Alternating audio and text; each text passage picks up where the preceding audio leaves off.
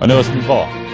중년 자산가 분들의 고민을 풀어보는 시사 정보 유튜브 채널 YN타임즈입니다. 만나 뵙게 돼서 반갑습니다. 오늘은 많이들 궁금해 하시죠. 그 중에서도 증여 부분들에 대한 거 가지고 증여세, 절세 방법 팁에 대한 거가 아주 좋은 기사가 나온 게 있어서 그 중에 일부분을 가지고 여러분들과 같이 한번 둘러보도록 그렇게 하겠습니다. 오늘은 증여세, 절세 방법의 팁입니다. 우리가 살아서 주는 부분들에 대한 거를 증여라고 하죠. 이렇게 증여라고 하고 사망함으로써 되는 것이 이제 상속이라고 하는 형태가 되는 거죠. 이 증여와 상속에 대한 부분들을 가만히 들여다보게 되면 상속에 대한 것은 사망일로부터 상속이 개시된 날로부터 6개월 내에 신고를 들어가야 되고요. 증여는 증여가 이루어진 시점으로부터 3개월 내에 진행이 돼야 되는 거. 그 정도의 차이는 있다는 걸 여러분들께서 알고 가시면 될 것 같고요. 그런데 상속과 증여세율 부분들에 대한 것은 같아요. 그거를 아셔야 돼요, 여러분들께서. 많이들 혼돈하시는 부분들을 묻고 어떤 게 더 크냐라고 물어보시는 분들이 계시는데 이렇게 보시면 돼요. 증여와 상속에 대한 세율은 같다라고 보시면 되고요. 1억 이하 부분들에 대한 겁니다. 1억 이하는 10%, 그 다음에 1억 초과 5억 이하예요. 20%, 그 다음에 5억 초과 10억 이하는 30%, 10억 초과 30억 이하는 40%, 30억 초과는 50%인 거죠. 그러니까 현재의 우리나라에서 부과되는 세율 중에서 가장 높은 세율을 한다 그러면 이 증여상속세율이 아닌가 싶습니다. 거기에서 금액 부분들에 대한 것을 가지고 해주고 거기에 누진공제 빼주고 나서 나온 값이 바로 상속세가 되든 증여세가 되든 그렇게 보시면 되는 거죠. 오케이. 그래서 여러분들께서 이 부분들에 대한 거 그러니까 금액 부분들에 대한 것이 크든 적든지 간에 어떻든 간에 세금 부분들에 대한 것이 상당히 많고요. 또 하나는 뭐냐면 요즘에 30억 초과되는 부분들에 대한 것을 하시는 분들이 상당히 많아지셨어요. 그래서 그런 분들 할 적에는 뭐 100억이다. 그러니까 머릿속에 쉽게 생각하시니까 100억이다. 그럼 50억은 세금이다. 뭐 이렇게 해가지고서 보통 좀 계산을 하지 않습니까? 그러니까 여러분들께서 이 증여 부분들에 대한 것이 자녀들한테 조금이라도 좀 주면서 하려고 하는데 이 세금 부분들에 대한 것이 걱정 안 하시는 분들이 상당히 많은 것 같아요. 자, 뭐 일간지에서 좋은 게 나와서 여러분들과 같이 이런 정도의 기사라 그러면 전체는 다는 못하지만 일부분에 대한 걸 좀 보면 좋겠다라고 해서 갖고 왔어요. 한번 봐봐요. 김 씨는 아이들이 커가면서 집이 비좁아지다 보니 지금 집을 처분하고 보다 넓은 집을 구입해 이사하려고 한다. 모든 자금을 동원해도 많이 부족한 상황이라 김 씨부는 양가 부모님께 증여받으려 하는데 문제는 증여세다 이거죠. 오케이. 김씨 부모는 김씨 모두에게 증여하는 것보다 며느리에게도 나누어 증여하는 것이 세 부담을 줄일 수 있다는데 과연 그럴까라고 하는 거죠. 오케이. 기본적으로다가 여기는 어떻게 되겠어요? 부모님께서 증여해 주게 되면 일단 증여세는 누가 내는 거죠? 받는 자녀 부분들에 대한 거를 우리는 수중자라고 얘기를 하고요. 기본적으로 뭐냐 그러면 수중자가 증여세 부분에 대한 것은 부담을 해야 된다. 누가 한다? 받는 자녀. 수중자가 해야 된다는 걸 알고 계시면 될 것 같아요. 오케이. 여기에 대한 답은 뭐로 나왔냐면 주택 구입 자금이 부족해 부모에게 증여받아 충당하는 경우가 요즘 많대요. 오케이. 또 많고요.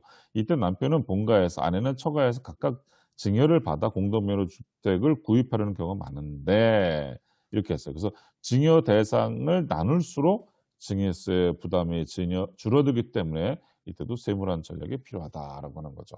오케이. 거기에 대한 내용들을 가지고선 한번 좀 보도록 하면 이렇게 했어요. 어떤 식으로 했냐 그러면 여러분들 같이 뭐 다 부분들에 대한 거를 보기는 그렇지만 한번 이런 거죠. 뭐냐 그러면 증여받는 대상을 나눌수록 공제를 더 받을 수 있으니 그만큼의 증여세 부담도 줄어든다. 뭐다? 증여 공제를 더 받을 수 있으니라고 하는 부분들에 대한 것을 나왔어요. 그러면 우리가 성년 자녀들한테는 얼마를 해줄 수가 있죠? 5천만 원 공제를 하실 수 있죠. 오케이?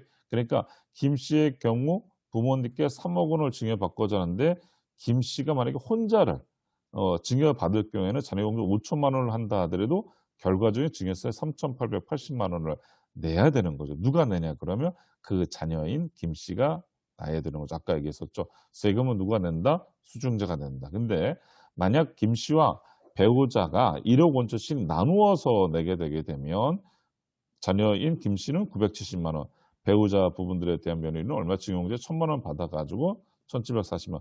그래서 두 개를 합치게 되면 얼마? 2,716만 원 하니까 3,800만 원 법보다는 얼마? 한 1,200만 원 정도까지는 절약을 할 수가 있다라고 하는 거예요. 오케이. 그래서 우리 중요 자산가 분들께서 이 부분들에 대한 거를 가지고 잘 한번 보세요. 별거 아닌 것 같지만 아주 정말 이 나누는 부분들에 대한 거 괜찮은 형태가 아니겠는가 싶습니다.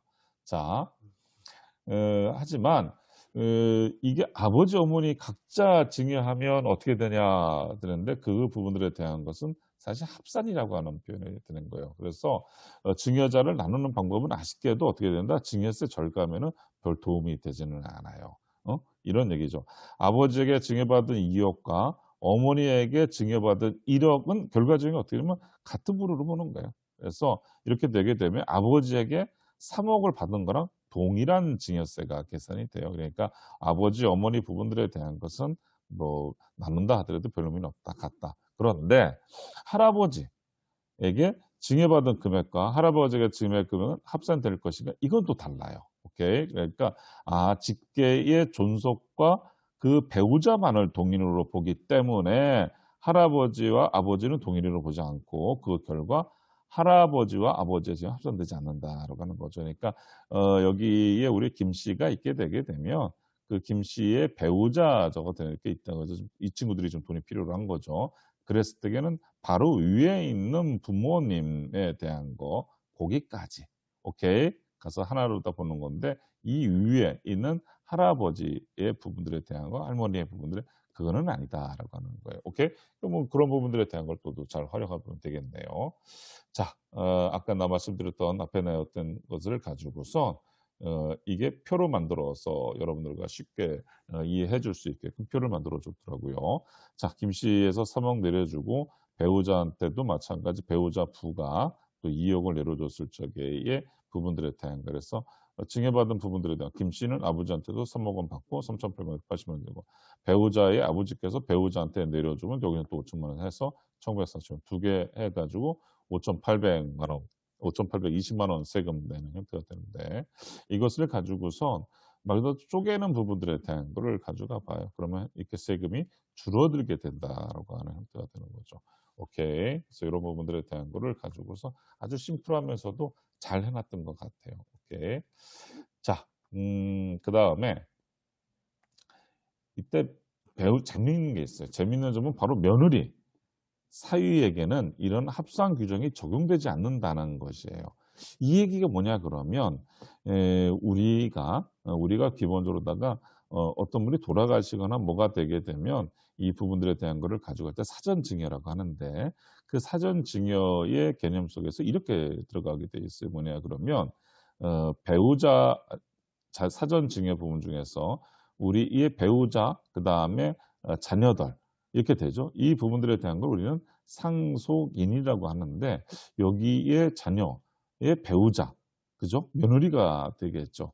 우리 딸의 배우자, 사위가 되겠죠. 이 며느리와 사위 부분들에 대해서 합산 규정에 적용이 안 된다는 건 뭐냐 그러면 여기 부분들에 대한 상속인으로 보고 여기는 상속인 외로 본다라고 하는 민법 규정 때문에 그래요. 오케이. 그래서 이런 부분들에 대한 거를 가지고 나눠놔서 하는 부분들에 그러니까는 사위와 며느리 부분들에 대한 것들도 가지고 한다 그러면 전체적인 부분들에 대한 것은 세금 부분들에 대한 거를 상당히 낮출 수 있다라고 하는 부분들에 대한 그래서 여러분한테 오늘 드리고 말씀은 뭐냐 그러면 이 부분들에 대한 거 배우자만 동일으로 보는데 며느리 입장에서는 시어머니 직계 존속 아니다 보니 이런 합산 규정에 적용되지 않는다라고 하는 거예요. 그래서 여러분들께서 이 부분들에 대한 걸 잘 활용하시게 되게 되면 상당히 좋다. 오케이. 결론은 간단합니다.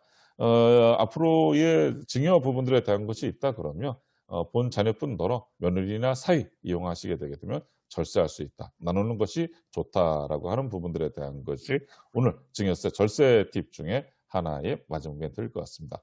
구독, 좋아요, 알림 설정 그리고 많은 분들한테 공유 부탁드리겠습니다. 다음 시간에도 더 좋은 컨텐츠로 찾아뵙도록 하겠습니다. 고맙습니다.